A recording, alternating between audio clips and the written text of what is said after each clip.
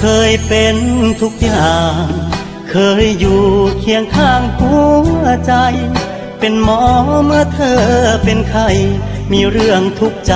เป็นที่ปรึกษาเข้างานไปส่งเลิกงานไปรับก่อนหลับโทรหาถือเป็นหน้าที่เรื่อยมาตั้งแต่เรารู้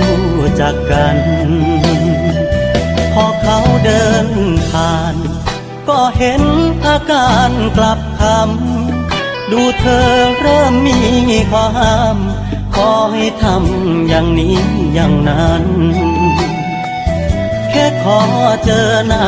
ก็อ้างธุระอ้างแต่เรื่องงานคำถามเรื่องความผูกพันจึงคอยบีบคั้นหัวใจ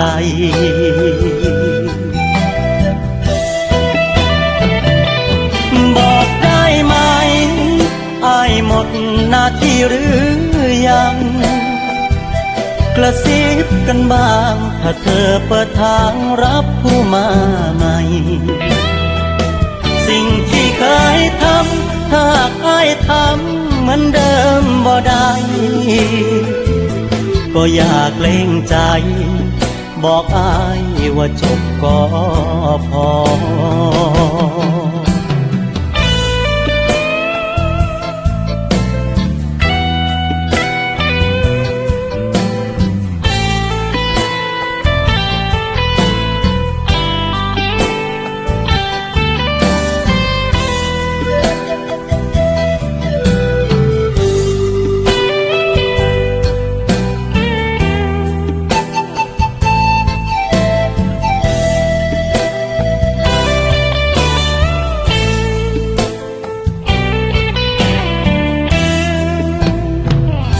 อยากฟื้นทำต่อ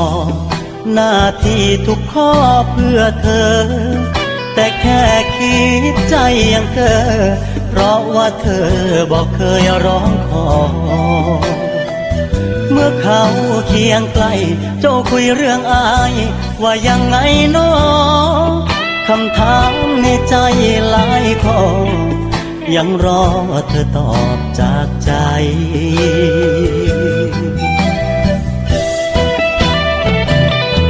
บอกได้ไหม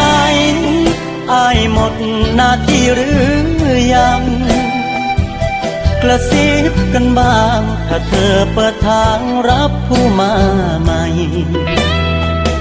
สิ่งที่เคยทำถ้าอ้ายทำเหมือนเดิมบ่ได้ก็อย่าเกรงใจบอกอ้ายว่าจบก็พอสิ่งที่เคยทำถ้าหากอ้ายทำคือเก่าบ่ได้หน้าที่สุดท้ายของอ้ายก็คือหลีกทาง